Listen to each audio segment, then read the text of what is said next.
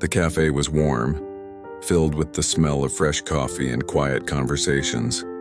Ethan Brooks sat alone near the window, his laptop open, fingers tapping impatiently on the table. He was a successful businessman, but today, nothing was going right. Numbers on his screen didn't make sense. Revenue was dropping, costs were rising. One mistake could destroy everything he'd built. He rubbed his temples in frustration. That's when he noticed her. A little girl, no more than 9 years old, standing near the counter. Her clothes were clean but worn. She held a small notebook tightly against her chest, eyes scanning the room nervously. She took a few steps toward Ethan's table. "Sir?" she asked softly. Ethan looked up, irritated. "Yes?" he snapped. "I was wondering if I could—" Before she could finish, the cafe manager rushed over. "Hey, you can't bother customers," he said harshly. "This isn't a place to beg." The girl's face turned red. "I'm not begging," she whispered. Ethan sighed. "Look," he said coldly, "I'm busy. Please leave." The girl nodded quickly, embarrassed. "I'm sorry," she said, placing her notebook gently on the edge of the table. "I just wanted to help." "Help?" Ethan scoffed. She turned and walked toward the door. But something made Ethan glance down. On the open page of the notebook was his problem. His exact math problem, corrected. Every mistake circled, every solution rewritten perfectly. His heart skipped. "Wait," he called out. The girl froze. "How did you do this?" Ethan asked, standing up. She looked back nervously. "I like numbers," she said quietly. "My mom taught me before she got sick." Ethan stared at the page again. It was flawless. "Who are you?" he asked. "My name is Lily," she said. "I come here because it's warm and quiet." Ethan swallowed hard. For years, he had believed intelligence wore suits and confidence. But here it stood, small, shy, and ignored. "Sit," he said softly, pulling out a chair. The manager looked shocked. Ethan didn't care. As Lily explained her reasoning, Ethan realized something terrifying and beautiful at the same time. The solution that could save his company came from a child he almost threw out. That day, Ethan didn't just solve a business problem. He learned a lesson he'd forgotten long ago. Brilliance doesn't ask permission, and wisdom doesn't care where it's born. The question. No one asked. Ethan sat back down slowly, his eyes still fixed on the notebook. For the first time in years, his hands were shaking. You solved this in your head?" he asked. Lily nodded, staring at the floor. "I didn't mean to look," she said quickly. "I just saw the numbers. They were wrong. Wrong." No one had dared say that to him before. Ethan closed his laptop. "What grade are you in?" he asked. "Fourth," Lily replied, "but I stopped going to school last month." Ethan frowned. "Why?" Lily hesitated. Her fingers tightened around the notebook. "My mom's in the hospital," she said softly. "I stay close so I can visit her." Something inside Ethan cracked. "And your father?" he asked carefully. Lily shook her head. "He left when I was little." The cafe noise faded into the background. Ethan looked at this child. Thin arms, tired eyes, intelligence far beyond her years, and felt something he hadn't felt in a long time. "Killed." The manager cleared his throat nervously. "Sir, should I call security?" Ethan snapped his head up. "No," he said sharply. "She's my guest." The manager backed away. Ethan turned back to Lily. "Do you know what these numbers mean?" he asked. "They decide if people lose jobs," Lily replied without hesitation. "Or keep them." Ethan's breath caught. "How do you know that?" "My mom worked in finance," Lily said, "before she got sick. She used to explain things to me so I wouldn't be scared." Ethan felt his chest tighten. He had fired dozens of employees last year. Never once thought about their children. "Lily," he said slowly, "what if I told you these numbers could save hundreds of people?" Her eyes widened. "Really?" "Yes." She looked down again. "I'd help if I could." Ethan stood up. "Come with me," he said. Lily froze. "To where?" she asked nervously. "My office," he replied. "It's upstairs." The cafe went silent. A businessman inviting a poor child into a private office. Whispers spread. Lily looked at the door. What if I'm not allowed? Ethan knelt in front of her, lowering himself to her level. Today, he said quietly, you're more than allowed. She nodded slowly and stood. As they walked toward the elevator, Ethan didn't notice the man in the corner watching them closely. A man who recognized Lily and knew exactly who her mother was and why this meeting could change everything. The name that changed everything. The elevator doors closed with a soft ding. Lily stood silently beside Ethan, her small hands clasped together. The mirror on the elevator wall reflected a strange picture. A powerful CEO in a tailored suit and an 8-year-old girl in worn shoes. Ethan cleared his throat. You don't have to be scared, he said. No one will hurt you here. I'm not scared, Lily replied honestly. I just don't want to be late for the hospital. That word hit him again. Hospital. When the doors opened, they stepped into a quiet executive floor. Glass walls, marble floors, soft lights. Lily's eyes widened, not in excitement but in disbelief. Is this where you work? She asked. Yes, Ethan said. This is where I make decisions. Lily looked around carefully. They must be heavy, she said. Decisions. Ethan almost smiled. Inside his office, Ethan pulled up the financial report Lily had corrected. Show me, he said. How did you see the mistake? Lily climbed onto the chair, her feet dangling. She picked up a pen and began explaining calmly, clearly, like someone who had done this many times before. Ethan listened in stunned silence. She wasn't guessing. She understood. Halfway through, Ethan's phone buzzed. He ignored it, then it buzzed again. And again, finally, he glanced at the screen. Calling Dr. Hannah Reed, City Hospital. Ethan froze. Hannah Reed, the name echoed in his head. That couldn't be. He answered the call slowly. Yes, he said. Dr. Reed's voice was tense. Mr. Carter, I need to speak with you urgently. It's about a patient and a file you should never have. Ethan's eyes drifted to Lily. What's the patient's name? He asked quietly.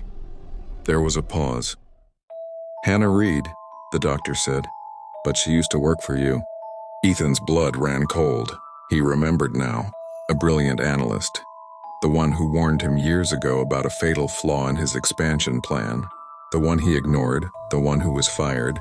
Ethan slowly turned to Lily. What's your mother's name? He asked. Lily looked up, confused. Hannah Reed, she said. The pen slipped from Ethan's hand. Memories flooded back. Emails he never opened, reports he dismissed, a woman who begged him to listen. You ruined everything, she had said before security escorted her out. Ethan swallowed hard. Lily, he said carefully, do you know why your mom was fired? Lily shook her head. She said she told the truth and people didn't like it. Ethan closed his eyes. Outside the glass wall, a man stood watching. The same man from the cafe. He raised his phone and spoke quietly. He knows now. A pause. Then a voice replied on the other end. Then we don't have much time left. Inside the office, Lily looked up at Ethan with innocent eyes. Is my mom going to be okay? She asked. Ethan stared at her. For the first time in his life, he didn't know the answer. The truth no one wanted exposed. Ethan stood frozen, staring at Lily as if seeing a ghost from his past. The office felt smaller now. The glass walls that once symbolized power felt like a cage. Lily, he said softly, kneeling to her eye level. How sick is your mother? Lily hesitated. The doctors say she needs surgery. A big one, she swallowed. They said it costs more than numbers can explain. Ethan's chest tightened. He pressed the intercom. Cancel my next 3 meetings. His assistant sounded shocked. Sir, the board, cancel everything. He grabbed his coat. We're going to the hospital, he said. City Hospital, 2 hours later. The hallway smelled of antiseptic and quiet despair. Ethan walked fast, Lily almost running to keep up. They stopped outside room 417. Lily's small hand trembled as she reached for the door. Inside, Hannah Reed lay pale, machines humming beside her. Her once sharp eyes opened slowly and then widened. "Ethan Carter," she whispered. He froze. "I didn't know," he said immediately. "I swear I didn't know." Hannah turned her face away. "You didn't listen," she said weakly. "That was worse." Lily ran to her mother, holding her hand. "Mommy, I fixed the numbers," she said proudly. "Like you taught me." Hannah smiled through tears. Ethan watched, guilt crushing him. Dr. Reed, the same doctor from the phone call, entered the room, her expression tense. "Mr. Carter," she said, "you should know something." She lowered her voice. Hannah's report wasn't just ignored. It was buried. Ethan stiffened. "By whom?" The doctor hesitated. "Your board." They knew the expansion would collapse. They let it happen. Then they needed a scapegoat. Ethan's jaw clenched. Outside the room, footsteps echoed, voices whispered. Through the glass, Ethan saw them. 3 board members. Watching, waiting. One of them smiled. Ethan stepped into the hallway and closed the door behind him. "You destroyed her life," he said coldly. "And now you're watching her die?" The tallest board member shrugged. "Business decisions?" Ethan laughed bitterly. "You forgot one thing," he said. "You don't own me anymore." The man's smile faded. "You can't prove anything." Ethan pulled out his phone. "Actually," he said, "Lily already did." He held up the corrected financial model. Every hidden transfer, every falsified number, every illegal move. The board members went pale. Behind them, security appeared. Ethan turned back toward the room. Lily stood by her mother's bed, whispering numbers under her breath like a prayer. Ethan realized something then. This wasn't about money anymore. This was about justice and redemption. But the danger wasn't over yet. As Ethan walked back inside, his phone buzzed again. Unknown number, one message. "If you expose us, the girl won't make it." Ethan's hand shook. He looked at Lily and knew he would have to choose. The choice that changed everything. Ethan stared at his phone, the message burning into his mind. "If you expose us, the girl won't make it." For the first time in years, fear, not for his company, not for his reputation, but for someone else, wrapped around his heart. He looked at Lily. She was sitting beside her mother's bed, swinging her legs slowly, humming the same tune she used to calm herself when she was scared. Numbers written on a scrap of paper lay beside her, neat and careful. Ethan took a deep breath. He stepped out into the hallway and closed the door softly. Then he made a call. 1 hour later, emergency board meeting. The boardroom was full. Too full. Lawyers, accountants, federal investigators. The same board members who once laughed now sat stiff, pale, silent. Ethan stood at the head of the table. "No more threats," he said calmly. "No more hiding." He pressed a button. The screens lit up. Financial records, audio recordings, emails, signed approvals. Every crime, every lie. One board member stood up. "You're destroying the company." Ethan shook his head. "No," he said. "I'm saving what's left of it." Security moved in, handcuffs clicked. For the first time, the room was honest. Back at the hospital. Ethan walked into room 417 with a different expression, lighter but determined. Hannah looked at him weakly. "You chose her," she whispered. "Yes," Ethan replied. "And I'd choose her again." The doctor entered moments later, eyes wide with surprise. "Mr. Carter," she said, "the surgery is approved." Lily jumped up. "Approved?" Ethan knelt. "Everything is covered," he said gently. "And more than that, your mom will get the best care possible." Lily threw her arms around him. "Thank you," she said. "I knew you were good. You just forgot for a little while." Ethan closed his eyes. She was right. 6 months later, the cafe was quiet. Sunlight streamed through the windows. Ethan sat at a corner table, not as a CEO, but as a man. The door opened. Lily walked in, holding her mother's hand. Hannah was stronger now. Standing tall, they sat together. Ethan slid a small envelope across the table. "What's this?" Hannah asked. "A contract," Ethan said. "Head of financial ethics." Hannah smiled, shaking her head. "I only want one condition." "Name it." She looked at Lily. "That no one ever ignores a child's voice again." Ethan nodded. Deal. Final scene. Later that day, a piano stood in the cafe. Lily climbed onto the bench. Ethan hesitated. Are you sure? She smiled. I am. Her fingers touched the keys.